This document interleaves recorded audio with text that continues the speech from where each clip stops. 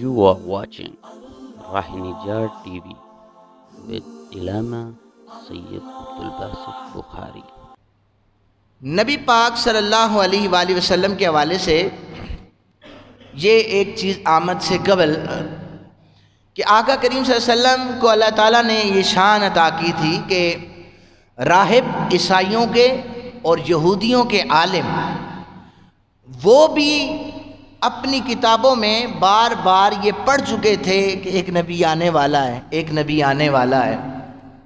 دیکھیں ہم ساروں نے احادیث میں پڑھا ہے، تقریباً 250 سے زیادہ احادیث امام مہدی کے حوالے سے ہے کہ امام مہدی آئیں گے۔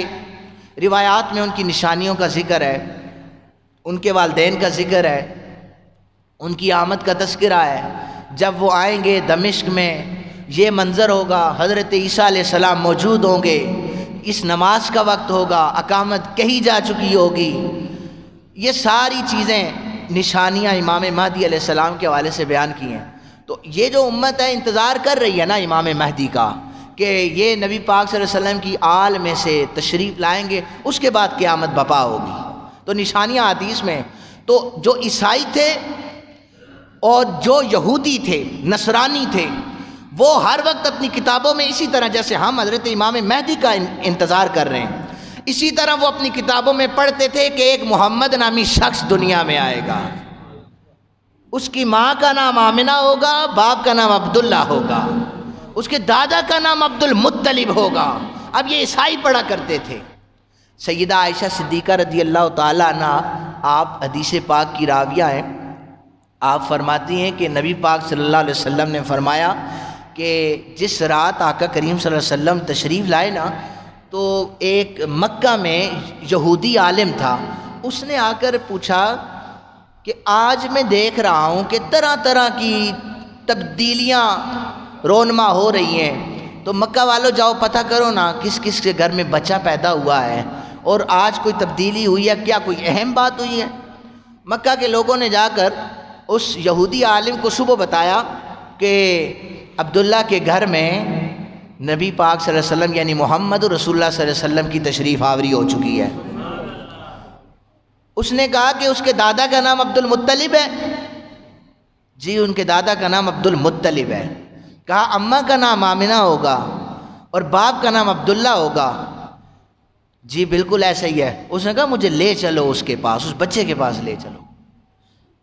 تو یہودی عالم کے ساتھ مکہ والے چلے گئے، نبی پاک صلی اللہ علیہ وسلم کو جا کر اس نے دیکھا، کبھی وہ ماتھے کو چومتا ہے، کبھی وہ ہاتھوں کو بوسہ دیتا ہے، پھر تو رات کھولتا ہے، وہاں پر لکھا ہوا ہے عبد المطلب کا پوتا ہے، عبداللہ کا بیٹا ہے، آمنہ کا در یتیم ہے، یہ آمنہ کا لخت جگر ہے۔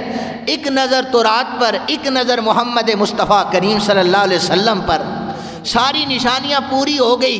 کہنے لگا بچے کو پلٹو، اس کو پلٹ کر کمر مبارک سے ذرا قمیص کو اوپر کرو۔ حضرت عبد المطلب نے بڑے لاڈ سے آقا کریم صلی اللہ علیہ وسلم کو رکھا ہوا تھا، انہوں نے پلٹ کر جب قمیص مبارک کو اوپر کیا، اس نے مہر نبوت کو بوسہ دیا اور آنکھوں سے آنسو جاری ہو گئے۔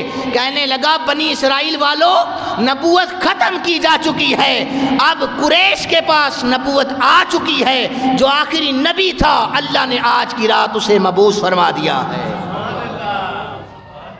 اللہ نے آج کی رات اس نبی کو مبعوث فرما دیا ہے، آج کی رات وہ نبی پیدا ہو چکا ہے اور وہ چل رہا ہے، وہ اب وہ رو رہا ہے اور آگے چلے جا رہا ہے۔ مکہ والے کہنے لگے اے عالم، یہودیوں کے عالم، ہمیں اور بھی تو کچھ بتانا، اور کون کون سی نشانیاں ہیں، اور کون کون سی نشانیاں ہیں۔ روایات میں آتا ہے کہ راہب اس عالم نے یہاں تک بھی بتایا کہ یہ جو محمد عربی ہے، وہ بات کی بھی روایات موجود ہے، اس کے ساتھ ایک ایسا ساتھی ہوگا جس کا نام ابو بکر صدیق ہوگا۔